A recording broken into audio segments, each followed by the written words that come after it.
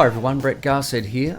Luke Lewis from Guitar Vivo and I were thinking a good way to promote my book, this book, which I just happen to have a copy handy, a hybrid picking guitar technique, would be for me to choose an exercise from the book, first show you the exercise, and then show you the process I personally go through to take a lick like the ones that are contained in this book and sort of incorporate them into an improvised solo. So what we're going to do is I'll first choose something from here that I like, and then I will show it to you how to play the exercise, and then I'm just going to blow a bunch of takes, and we'll see how we go, and I'll just keep going until I get something I like, and I'll include all the crash and burn moments and everything, so it'll be hysterical fun. So without any further ado, let's get into it.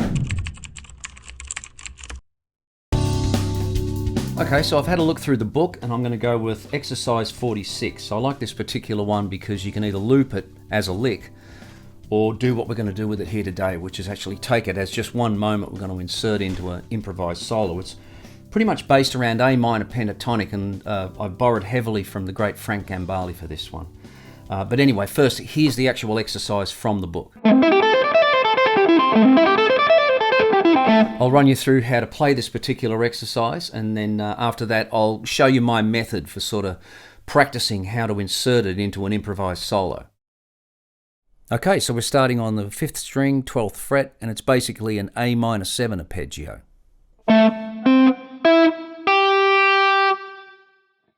So 12, 10, 9, 8. And then we go to the 10th fret, and then a 3-note per string lick on the 1st string.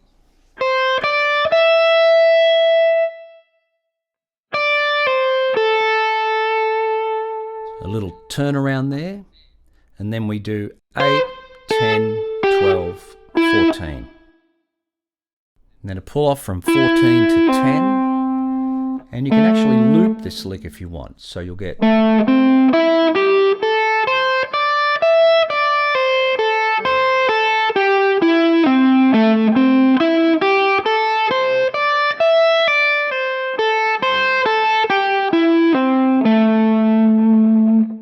and a little faster.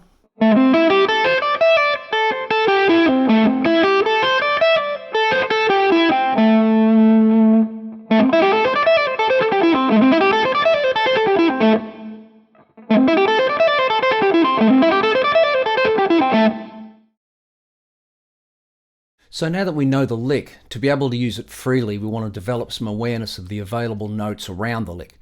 We're using A Dorian, so we want to know where the notes of A Dorian are near the starting position of the lick so that we can smoothly get into it, kind of like this.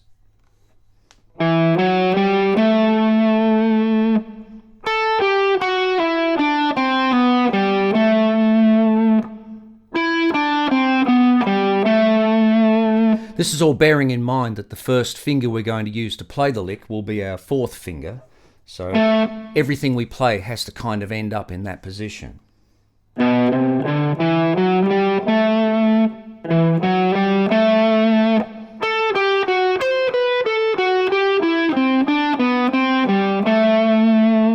get the idea.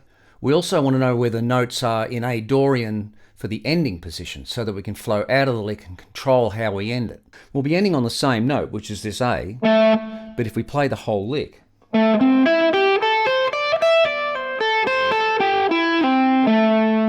we end with our 3rd finger. So anything we play after that will have to pretty much begin from that finger, if we want to play the entire lick, of course. So we'll be thinking in terms of this.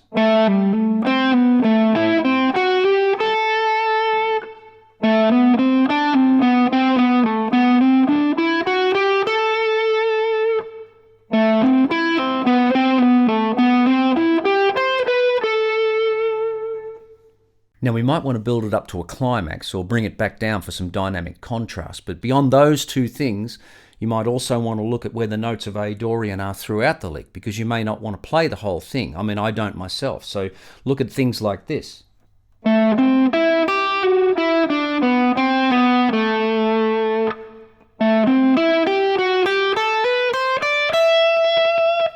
You may want to look at positions of A Dorian that the lick transitions through, such as this. So we're starting here on the 12th fret.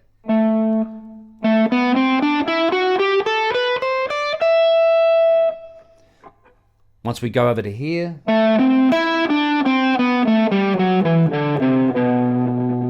all the way up to here.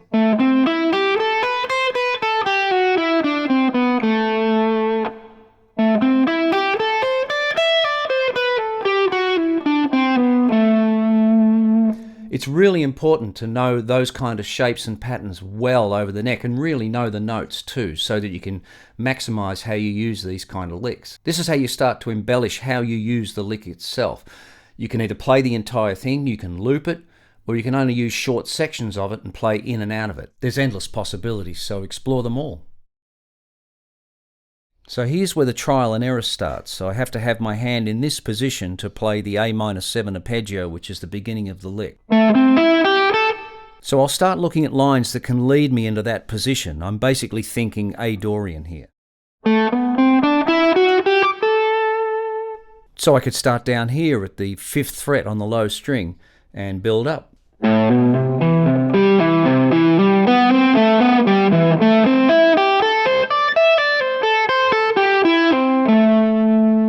Yeah, it felt pretty natural. That could work. We'll try another one.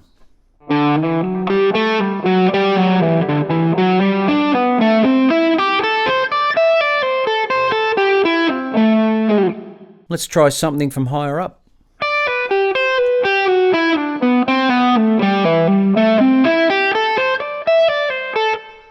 That sounded pretty cool. So now we've got to look at ways to get out of the licks. So what are we going to do when we get to this section?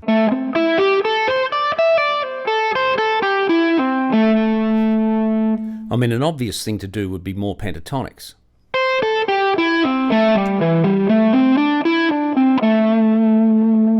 But I think what I'd prefer to hear is maybe something like this. A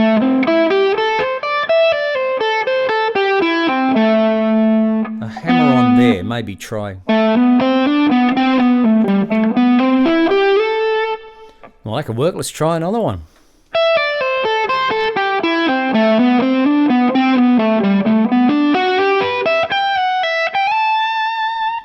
There's so many options. I mean, once you get out of the lick, if you've got a good knowledge of A Dorian and where to find it on the fretboard, there's pretty much limitless possibilities.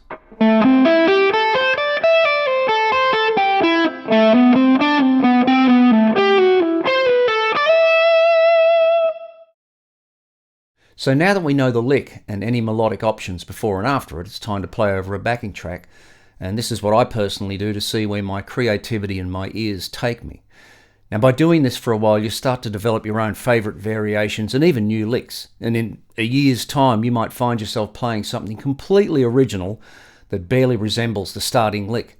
And I really do encourage you to do that. Just keep going and morphing it into something that eventually becomes uniquely your own. All right, so I'll burn a take. We'll see what happens and see if we get lucky.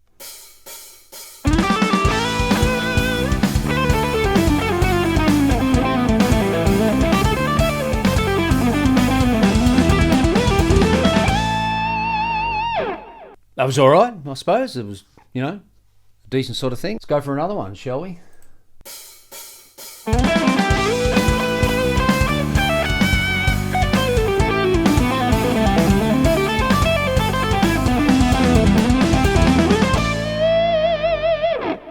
Well, I hated the end of that one. That sucked. So let's go again. Here we go.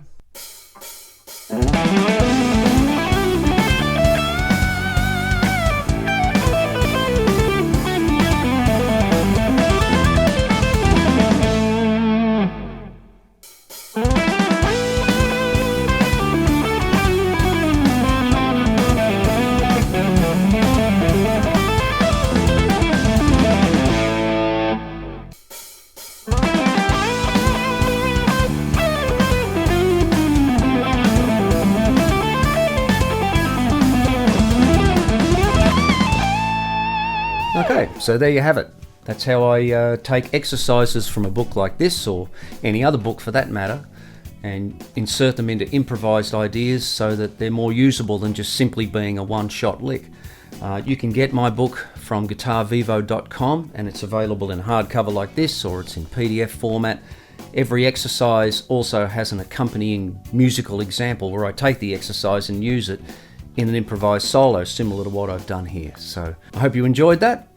Happy practicing, and I'll see you soon.